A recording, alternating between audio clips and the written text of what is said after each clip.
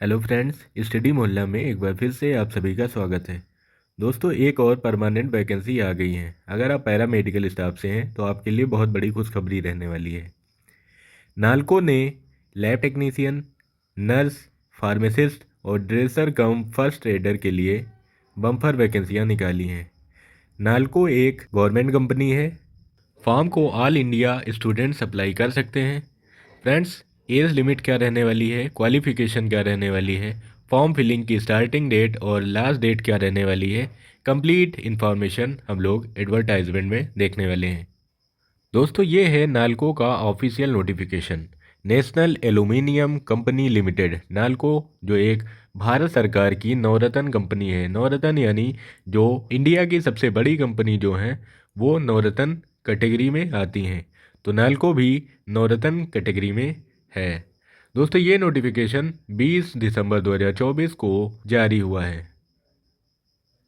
दोस्तों, ये वैकेंसी उड़ीसा की रहने वाली है, यानी इस वैकेंसी के अंदर आपको पोस्टिंग उड़ीसा में मिलने वाला है।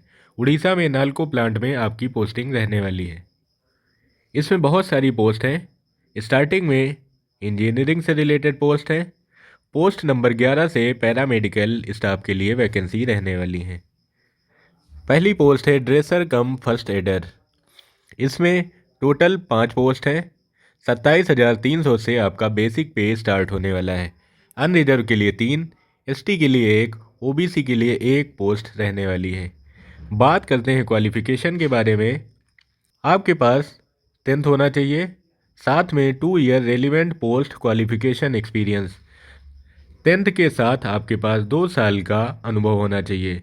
As a dresser in hospital dispensary of repute, यानी आपके पास हॉस्पिटल में ड्रेसर का 2 साल का एक्सपीरियंस होना चाहिए। साथ ही first aid certificate issued by Saint John ambulance. Saint John ambulance का फर्स्ट एड का सर्टिफिकेट भी आपके पास होना चाहिए। इसमें टोटल 5 वैकेंसी हैं। 3 अनरिजर्व कैटेगरी के लिए, 1 एसटी के लिए और 1 ओबीसी के लिए। अगली पोस्ट है laboratory technician grade 3। Total 2 post हैं। 29,500 रुपये बेसिक पे रहने वाला है। एक पोस्ट अनरिजर्व कैटेगरी के लिए, एक पोस्ट एसटी के लिए रहने वाला है। इसकी क्वालिफिकेशन की बात करें तो इसमें 10+2 विद साइंस, यानी आपके पास 12th में साइंस होना चाहिए। Diploma of minimum 2 year duration in laboratory technician from government college recognised institution with 1 year post qualification experience. 10+2 यानी आपके पास 12 होना चाहिए। साथ में आपके पास 2 साल का डीएमएलटी होना चाहिए और 1 साल का अनुभव होना चाहिए। अनुभव आपका 1 साल का होना चाहिए, तभी आप इस पोस्ट को फिल कर पाएंगे। नेक्स्ट वैकेंसी है नर्स ग्रेड 3। इसमें टोटल नंबर ऑफ पोस्ट है 7। 29,500 रुपये बेसिक पे स्टार्ट होने वाला है। इसकी क्वालिफिकेशन की बात करें तो इसमें 10+2 विद साइंस, यानी आपके पास 12th साइंस से होना चाहिए। General nursing and midwifery training 3 साल। आपके पास नर्सिंग या मिडवाइफरी ट्रेनिंग 3 साल की होनी चाहिए। डिप्लोमा या BSc nursing from government college recognised institution approved by Indian medical council. आपके पास डिप्लोमा या बीएससी नर्सिंग है तब भी आप इस फॉर्म को फिल कर सकते हैं। विद वैलिड रजिस्ट्रेशन, आपका नर्सिंग का रजिस्ट्रेशन भी होना चाहिए। साथ साथ 1 ईयर एक्सपीरियंस भी इन्होंने मांगा हुआ है। नेक्स्ट पोस्ट की बात करें तो वो है फार्मासिस्ट ग्रेड 3। इसमें टोटल नंबर ऑफ पोस्ट है 6। 29,500 रुपये बेसिक पे रहने वाली है। 3 पोस्ट अनरिजर्व कैटेगरी के लिए, 1 पोस्ट एससी के लिए, 1 एसटी के लिए और 1 पोस्ट ओबीसी के लिए रहने वाली है। इसमें 12th साइंस से होना चाहिए। Diploma in pharmacy must be registered under pharmacy council act. 10+2 यानी 12th आपका साइंस से होना चाहिए। फार्मेसी में डिप्लोमा होना चाहिए और 2 साल का पोस्ट क्वालिफिकेशन एक्सपीरियंस होना चाहिए। 12th प्लस डिप्लोमा प्लस 2 साल का एक्सपीरियंस इन्होंने मांगा हुआ है। आगे बात करें एज लिमिट के बारे में तो सभी पोस्टों के लिए 35 साल एज लिमिट रहने वाली है।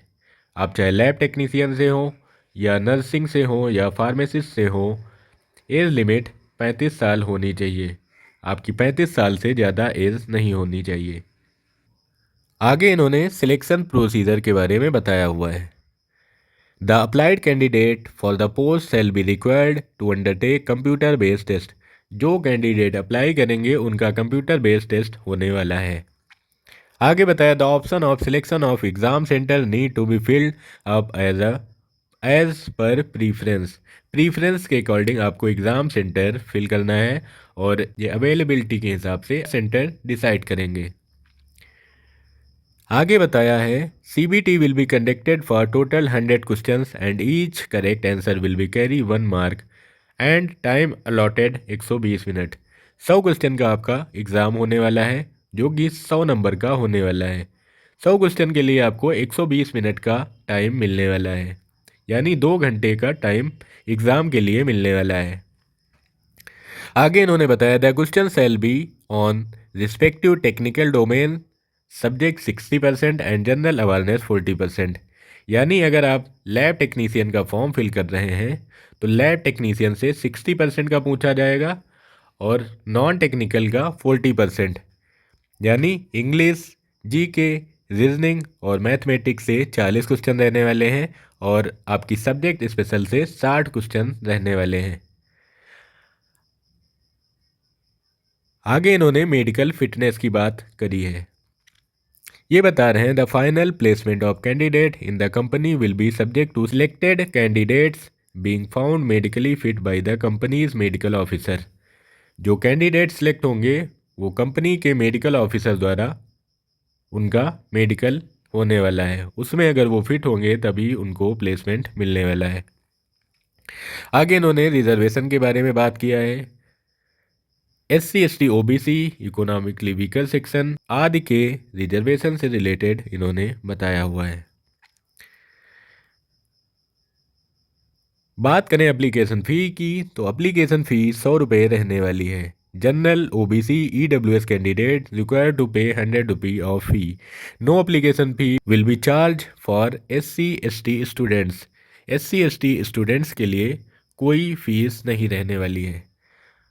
आवेदन कैसे करना है उसके बारे में भी इन्होंने बताया है कि इनकी ऑफिशियल वेबसाइट www.nalcoindia.com पर जाकर आप फॉर्म को अप्लाई कर सकते हैं। आगे इन्होंने स्टेप्स ऑफ अप्लाइंग यानी फॉर्म को कैसे अप्लाई करना है उसके बारे में भी कंप्लीट प्रोसेस बता दी है। दोस्तों बात करें फॉर्म फिलिंग की स्टार्टिंग डेट के बारे में तो 31 दिसंबर 2024 से ये फॉर्म फिल होना स्टार्ट हो जाएगा और फॉर्म फिलिंग की लास्ट डेट होगी 21 जनवरी 2025। दोस्तों फॉर्म फिल करते समय कौन से डॉक्यूमेंट्स लगेंगे उसके बारे में भी इन्होंने बताया हुआ है। Document in support of date of birth यानी डेट ऑफ बर्थ के लिए आपको 10th की मार्कशीट अपलोड करनी होगी। Latest caste certificate SC ST OBC EWS candidate के लिए लगने वाला है। डिसेबिलिटी सर्टिफिकेट यानी आप डिसेबल स्टूडेंट हैं तो आपका PWD का सर्टिफिकेट लगने वाला है। नेक्स्ट है एक्स सर्विसमैन सर्टिफिकेट। अगर आप एक्स सर्विसमैन हैं तो आपका सर्टिफिकेट लगने वाला है। Valid employment exchange registration card ये भी लगने वाला है। All certificate testimonials in respect of qualification आपकी जो क्वालिफिकेशन है उससे रिलेटेड सारे सर्टिफिकेट लगने वाले हैं। एक्सपीरियंस सर्टिफिकेट इफ़ एप्लीकेबल अगर आपके पास एक्सपीरियंस सर्टिफिकेट है तो वो भी लगने वाला है। Issued on the letter head of the organisation in the given format इन्होंने अपना लेटर पैड दिया है, इस पर आपको एक्सपीरियंस सर्टिफिकेट बनवाना है। यानी आपका जो पहले से एक्सपीरियंस सर्टिफिकेट बना हुआ है वो काम नहीं करेगा। चलिए हम लोग देख लेते हैं इनका एक्सपीरियंस सर्टिफिकेट। दोस्तों ये है एक्सपीरियंस सर्टिफिकेट जो इन्होंने पहले से दे रखा है। आपको इसको प्रिंट आउट करवा लेना है और इसी पर एक्सपीरियंस बनवाना है। दोस्तों वीडियो से रिलेटेड अगर कोई क्वेरी है तो कमेंट बॉक्स में कमेंट करके पूछ सकते हैं। अगर आपने अभी तक हमारे चैनल को सब्सक्राइब नहीं किया है तो सब्सक्राइब कर सकते हैं जिससे आने वाली रेगुलर अपडेट सबसे पहले आप तक पहुंचती रहें। मिलते हैं अगले वीडियो में। जय हिंद।